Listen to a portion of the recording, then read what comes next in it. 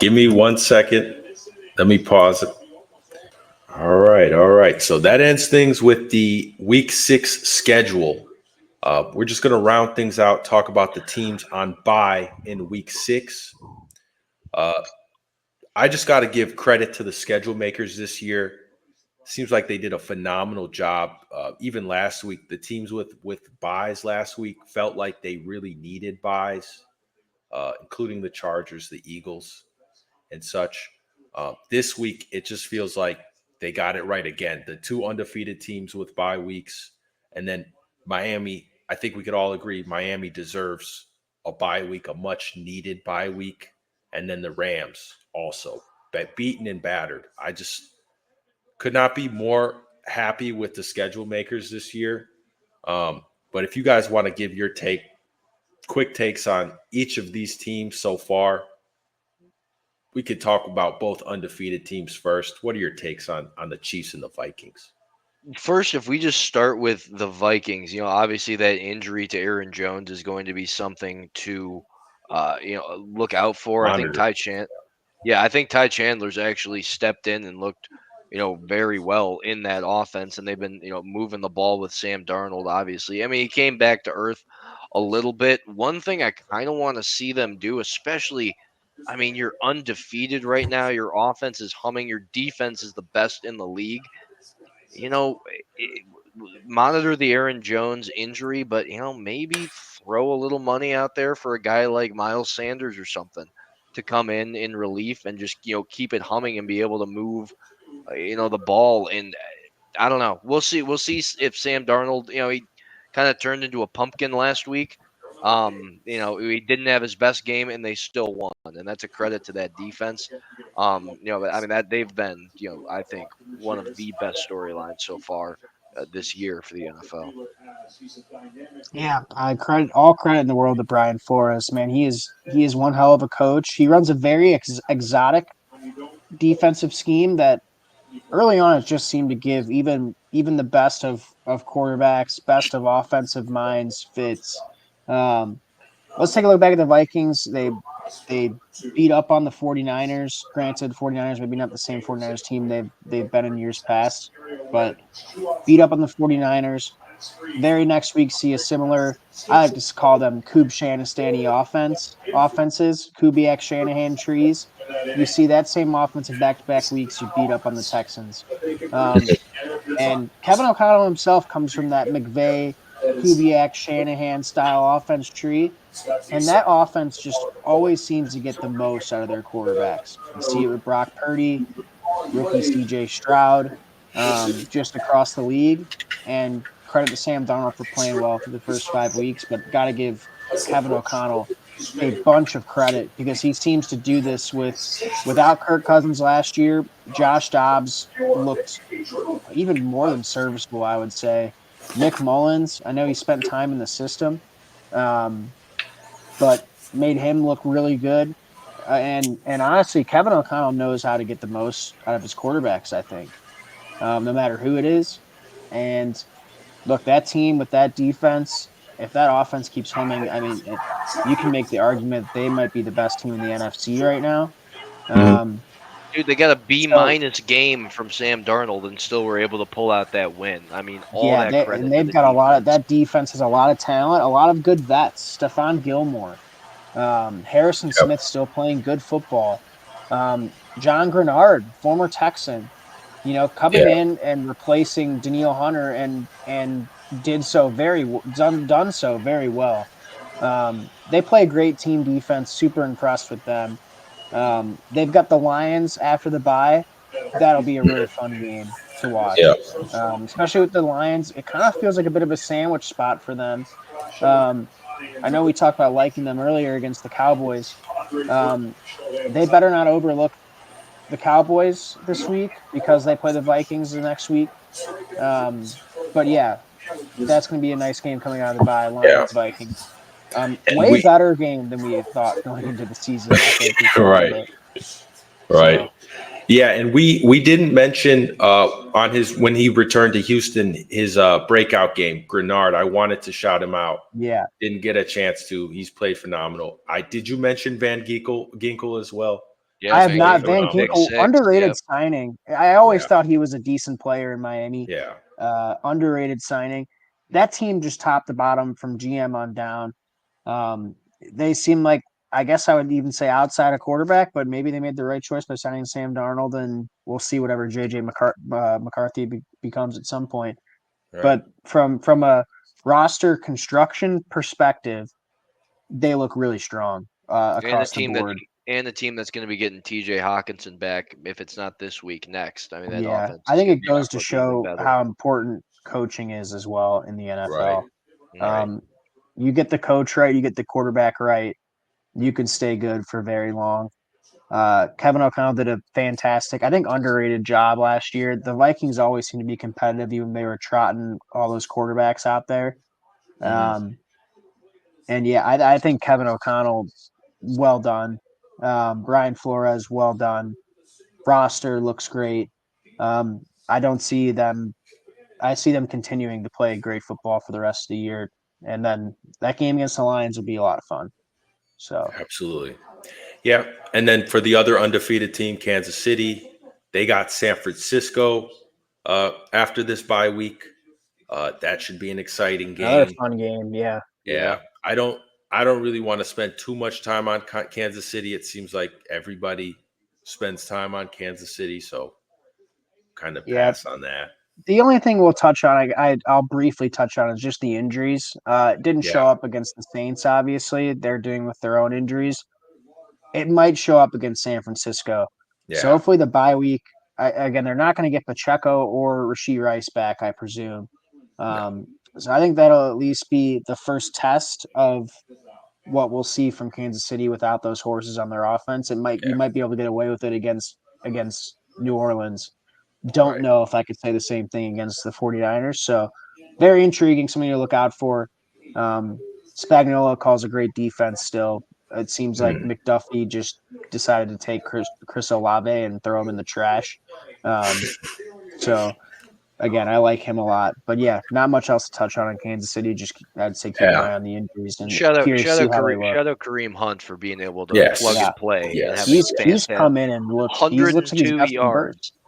102 yards and a touchdown last game. I saw a funny tweet where it was like Kareem Hunt might be faster than Najee Harris, which is crazy. Yeah. To that point, also a major talking point about the Chiefs for us on the podcast all year has been the tackles. Jawan Taylor, liability, dude. Wanye Morris, he got banged up, so him and Kingsley Sumataya.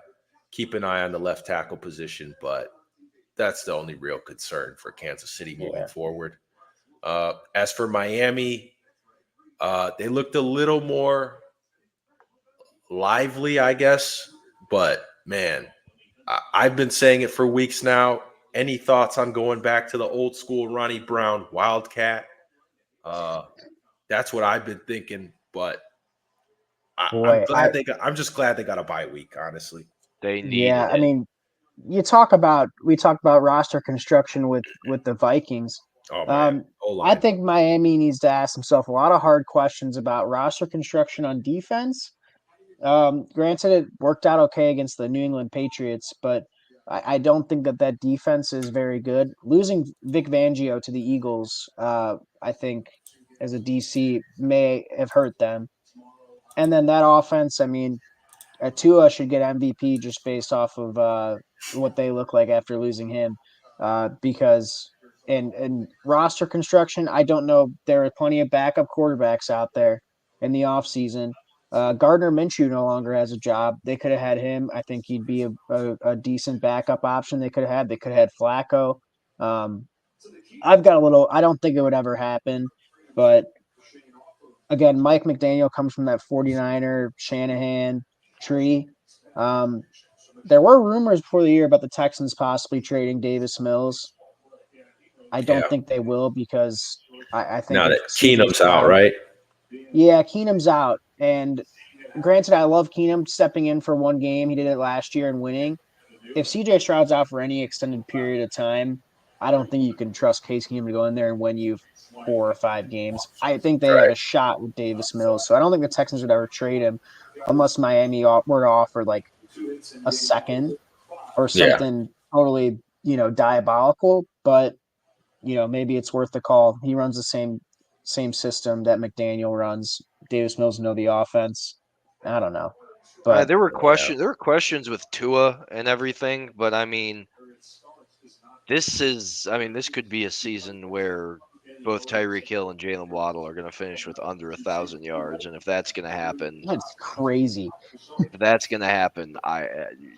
don't know. There's the one thing that Mike McDaniel does have going for him is obviously the injury to Tua, but I mean, there's questions if he'll even play football again. So I mean, Yeah. we'll Well, see. he The should be roster back. construction.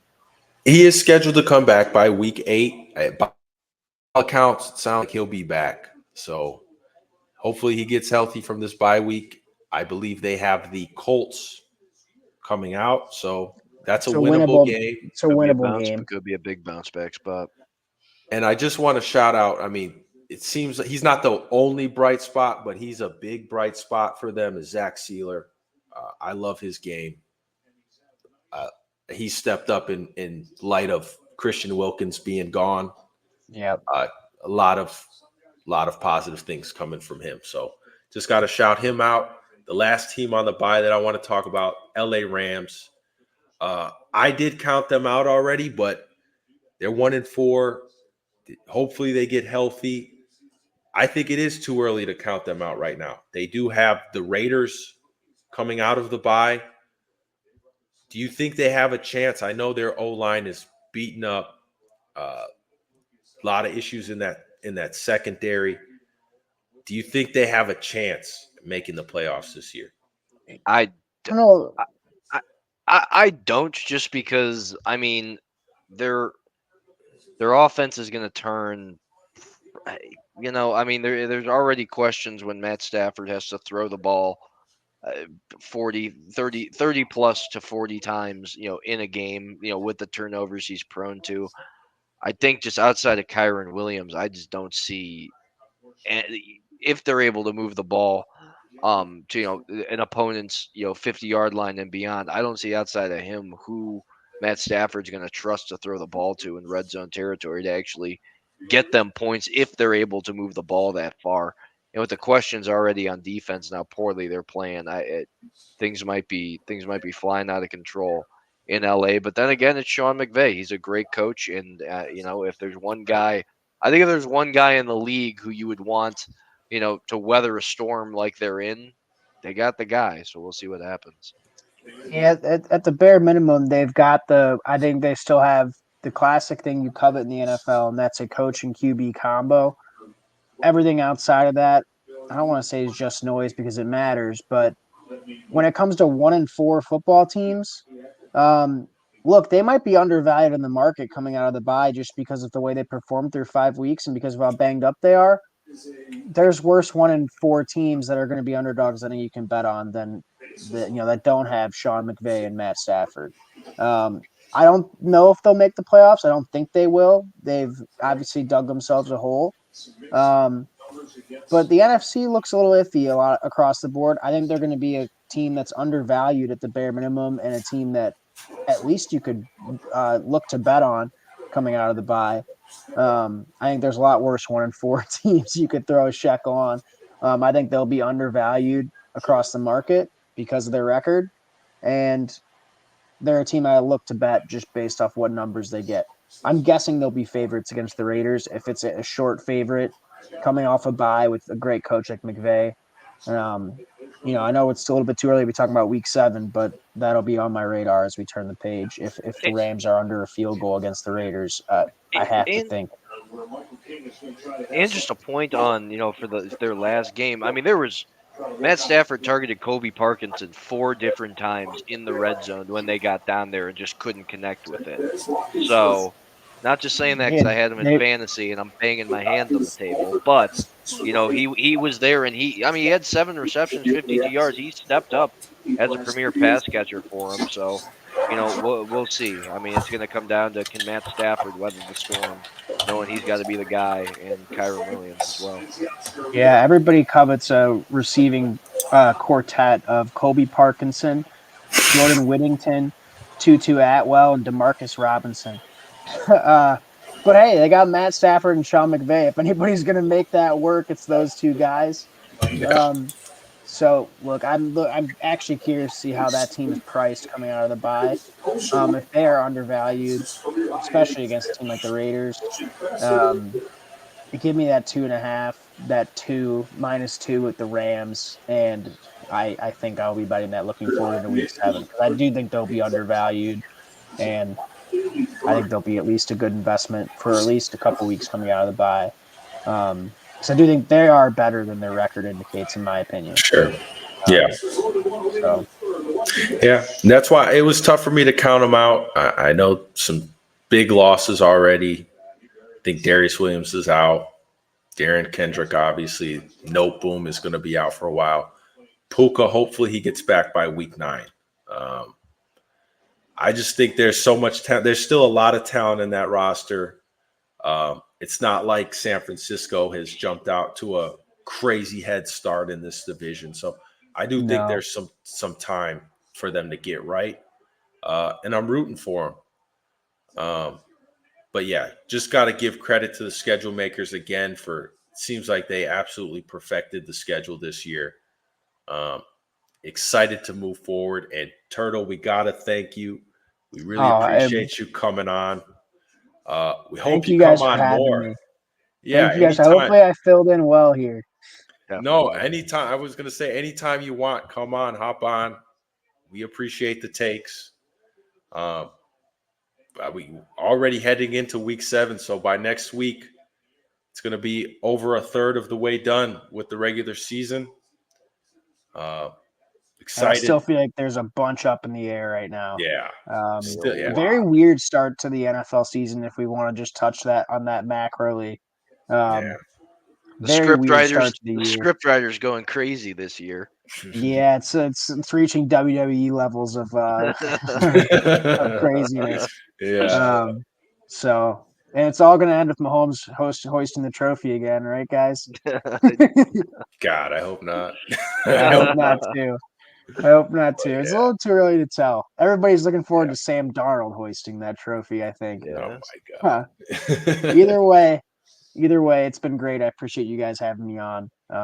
Love chopping up ball with you guys. So let's hope the Bears and the Texans take care of business, and just maybe the Browns show a little sliver of life. Oh my God. Show some life. Something. Anything. Do something. Well, we appreciate it, guys.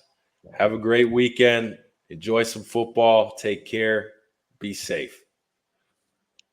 All right.